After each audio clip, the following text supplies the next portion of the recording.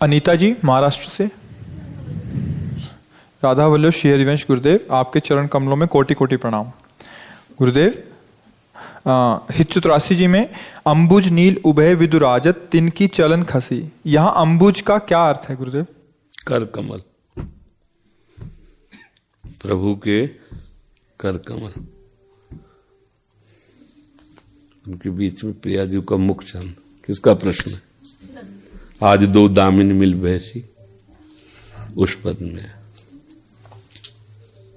प्रियाजू के मुख कमल को ऐसे अंबुज नील उभय, विदु माने चंद्रमा, नील कमल के बीच में जैसे चंद्रमा विराजमान, ऐसे प्यारे जू के दोनों का ऐसे प्यारी जू के ऐसे मुख चंद्र, प्यारी जू जैसे खड़ी ना ऐसे मुख। अंबुज नील उभय विदुराजत तिनकी चलन खसी, हिल नहीं सकते हाथ ऐसे प्यारी, प्रेम रस में डूबे हैं।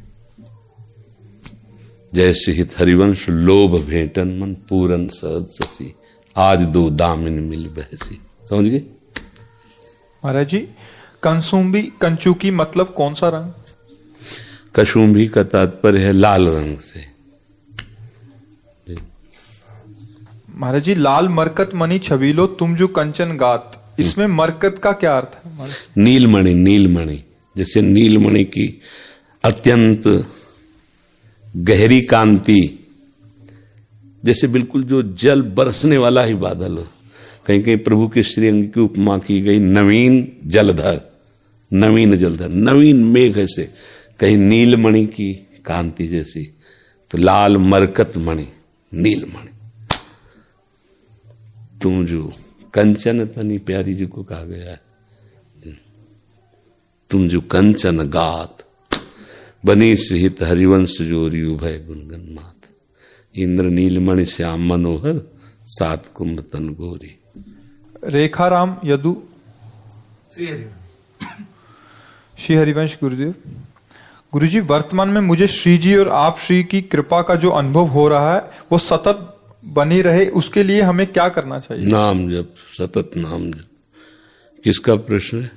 सतत नाम जप, नाम जप। नाम छूटे सब गया, नाम है सब है। बस ये सार बात जिसकी समझ में आ गई वही समझदार है, जो ये नहीं समझ पाया ना वही मूढ़ है। नाम छूटा सब गया। कहे हनुमंत विपति प्रभु सोई, जब तो सुमिरन भजन न होई। सार बात है ये बात।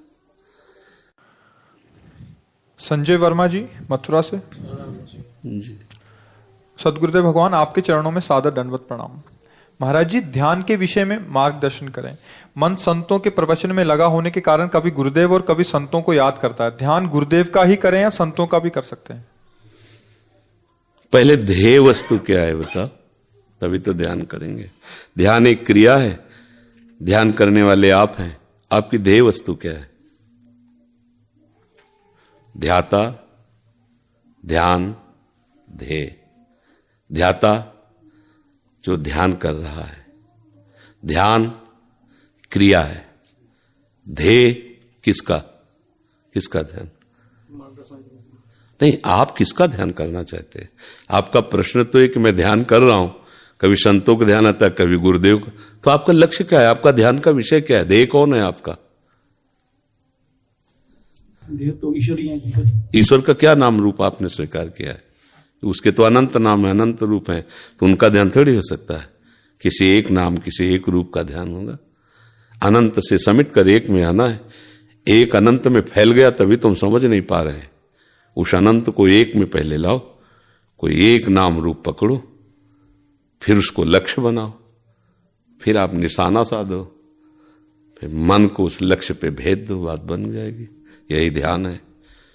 मन को एकाग्र करके अपने ध्येय में तन्मय कर देना, यही ध्यान है। समझ रहे? पहले लक्ष्य चयन करो। आपका ध्येय कौन है? ईश्वर है, तो उस ईश्वर का क्या नाम रूप आपने स्वीकार किया है? ईश्वर तो सब रूपों में है। ईशावास्यमिदं सर्वम यत्किंचित जगत्याम जगत। कोई किंचन मात्र ऐसी जगह नहीं जहां ईश्वर न हो, तो आप सबका ध्यान कर पाओगे क्या?